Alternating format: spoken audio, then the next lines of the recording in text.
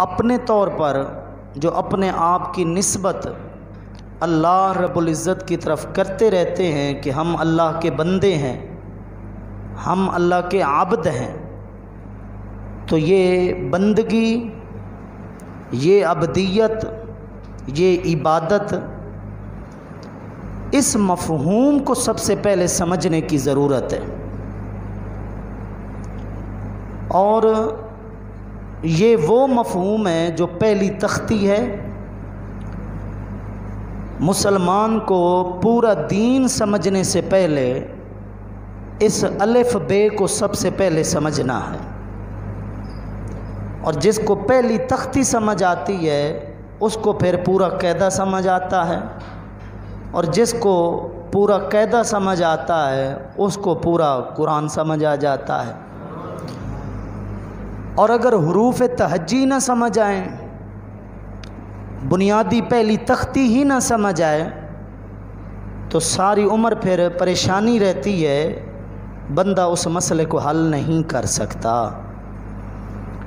तो ये जो हमारा अपने रब के साथ एक ताल्लुक़ है, अब्द और माबूद का जो एक रिश्ता है, खालिक और मखलूक के दरमियान जो एक राबता है, ये लफ्ज़ इबादत ही से समझ आ सकता है कि ये कितना नाजुक और कितना हसास रिश्ता है, कितना अहम राबता है, और कितने तकाज़ों के साथ ये ताल्लुक़ कायम होता है। इबादत यूँ समझें, दरअसल एक तसव्वुर है, एक फ़िक्र है, एक नज़रिया है, एक एतिकाद है, एक पुख्ता सोच है। बाकी जो नमाज़ें हैं, ये जुमा का एहतिमाम है, इससे भी बड़ा इज्तिमा हज बैतुल्लाह का एहतिमाम है। ये सारी बातें उस तसव्वुर की अलामात हैं, निशानियां हैं। वो तसव्वुर जितना ज़्यादा पुख्ता होता जाएगा, यूँ समझिए ये इबादात अल्लाह की बारगाह में उतनी ज़्यादा मकबूल होती जाएंगी। और वो तसव्वुर जितना कमज़ोर होता जाएगा, इन इबादात से रूहानियत निकलती जाएगी और पीछे एक रस्मी निज़ाम रह जाता है, खोखलापन रह जाता है, और वो सिलसिला भी चलता रहता है, लेकिन उसकी ख़ास रूहानियत और बरक़ात जो हैं वो मुसलमान को नसीब नहीं होती, उस बुनियादी तसव्वुर के कमज़ोर होने की वजह से। इबादत दरअसल अपने आप को अल्लाह की बारगाह में बतौर ग़ुलाम पेश करने का नाम है। अल्लाह के अहकाम का पाबंद होने का नाम इबादत है। अल्लाह की बारगाह में बहसीयत ममलूक अपने आप को पेश करने का नाम इबादत है। आका जब अपने नौकर और ग़ुलाम को कोई हुक्म दे, या तो वो ग़ुलामी छोड़ दे, या तो वो अपने आप को नौकर कहना छोड़ दे, या तो वो अपने आप को खादिम कहना छोड़ दे, या फिर अपना सर झुका ले कि जब मैंने उसको अपना आका, अपना मालिक, अपना मौला तस्लीम कर लिया है, अब उसका हुक्म होगा और मेरा सर होगा, उसका फ़ैसला होगा और मेरा झुकना होगा। इस तसव्वुर का नाम अब्द है, इस फ़िक्र का नाम इबादत है। अब जहाँ जहाँ हमारा झुकना कमज़ोर होता जा रहा है, वो झुकना कमज़ोर नहीं होता जा रहा, वो दरअसल ये तसव्वुर कमज़ोर होता जा रहा है। वो बुनियादी जो एक सबक है, वो जो अलिफ बे है ना, वो सबक कच्चा होता जा रहा है।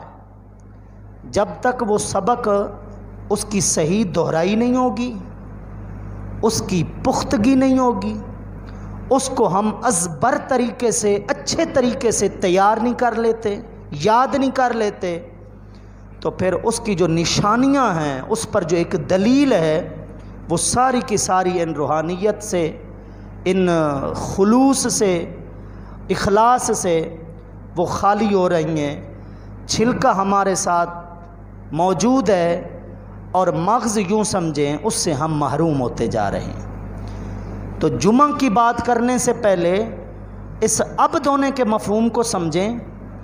दुनियादारी की हैसियत सानवी हैसियत है, कारोबार की हैसियत दूसरी हैसियत है, रहन सहन के लिए, ज़िंदगी की बका के लिए अल्लाह रब्बुल इज़्ज़त ने ये इख्तियारात, ये रास्ते हमें अता किए हैं।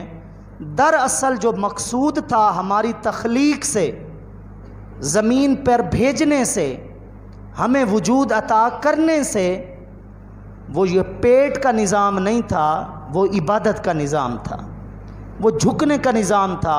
जैसा कि मशहूर आयत आप सुनते भी रहते हैं, पढ़ते भी रहते हैं, वमा खलक़तुल जिन्ना वल इंसा इल्ला लियाबुदून, कि जिन हैं, इंस हैं, इनकी तख्लीक का वाहिद मकसद ये है कि ये मेरी मार्फत हासिल करें और मेरी इबादत करें। ये उसकी मेहरबानी कि इस असली मकसद के साथ साथ हमारे रहन सहन के लिए अल्लाह ने तो ये बात, पाकीज़ा चीज़ें, हलाल चीज़ें, अपनी ज़ाती मेहनत से जमा पूंजी, ये सारी चीज़ें हमारे लिए अल्लाह ने जायज़ कर दी।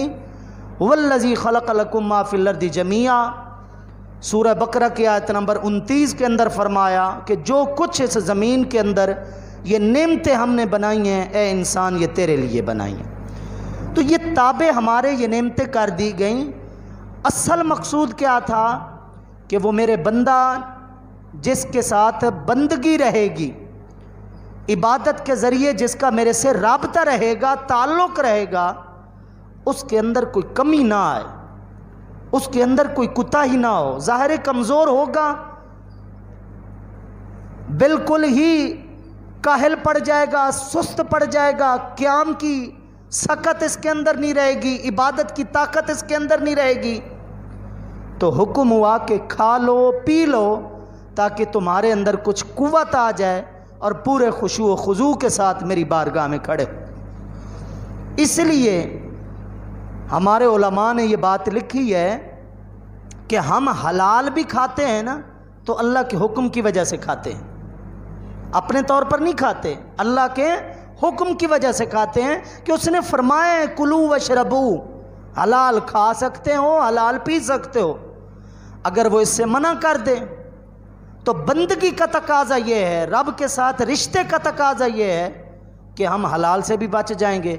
रमज़ान शरीफ में रोज़े से जब होते हैं तो हलाल से मुंह मोड़ लेते हैं या नहीं मोड़ लेते?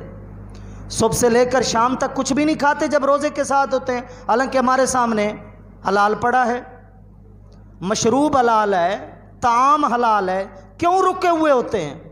ये बता रहे होते हैं कि मसला हलाल हराम का नहीं है, मसला अल्लाह के हुक्म का है। जब अल्लाह फरमाएगा खा लो, हम खा लेंगे। जब अल्लाह फरमाएगा ना खाओ, चाहे हलाल भी होगा, हम नहीं खाएंगे। तो पता चला असल पाबंदी अल्लाह के हुक्म की है। बंदगी का असल तकाजा ये है कि हमारी तवज्जो अल्लाह के फैसले पर हो कि अल्लाह को क्या पसंद है, रब की रज़ा किस चीज़ में है। हम अपनी तमाम तर तवज्जोहात जो है वो उसकी रज़ा की तरफ मोड़ देंगे, हम अपनी सारी मसरूफियात जो हैं वो उसके हुक्म की तरफ मोड़ देंगे, हम अपनी तमाम तर तकाज़ों को ख़त्म करके उस तरफ चले जाएंगे जिस रास्ते पर, जिस घर के अंदर, जिस फैसले में हमारे रब की रज़ा है। तो जुमा की बातें, जुमा के शरई अहकाम समझने से पहले इस खाके को दिलो दिमाग में जगह दें कि मुसलमान किस चीज़ का नाम है। ला युस्लिमु अब्दुन हत्ता युस्लिम लिसानुहु व क़ल्बुहु। उस वक्त तक बंदा कामिल मुसलमान होता ही नहीं है जब तक उसका दिल मुसलमान ना हो, जब तक उसकी ज़बान मुसलमान ना हो। ज़बान से कह भी दिया ला इलाहा तो क्या हासिल, दिलो निगाह मुसलमान नहीं तो कुछ नहीं। इकबाल ने क्यों कहा कि ज़बान से आप कहते रहें, हासिल तब होगा, फ़ायदा तब होगा जब निगाह भी मुसलमान होगी, दिल भी मुसलमान होगा। ये इसी हदीस का तर्जमा है कि उस वक्त तक बंदा कामिल मुसलमान नहीं होता जब तक उसका दिल मुसलमान नहीं होता, जब तक उसकी निगाह मुसलमान नहीं होती। दिलो निगाह या ज़बान, इसके मुसलमान होने का मतलब क्या है? इसके मुसलमान होने का मतलब ये है कि दिल में सबसे ज़्यादा अहमियत अगर हो तो वो अल्लाह रब्बुल इज़्ज़त के हुक्म की हो।